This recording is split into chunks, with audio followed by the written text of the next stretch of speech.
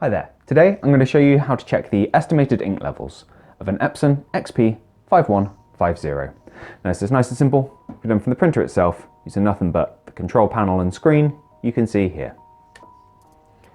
Now we're going to use the right arrow to bring ourselves along to settings. When you've got that little cog selected, press OK.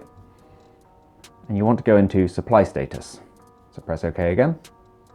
And here you have a visual representation of how much ink the printer thinks it has in black, cyan, magenta, yellow, and also the estimated remaining life of the maintenance box tucked in the back of the printer.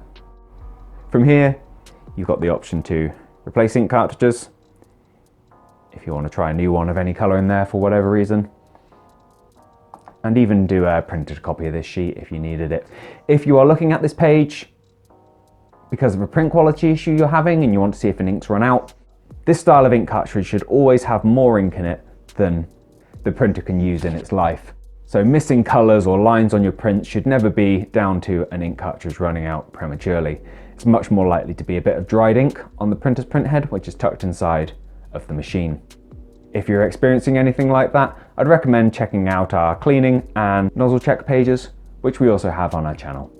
But that's it for now. If you found this video useful, please do let me know with a like. If there's anything else we can help with, let us know down in those comments.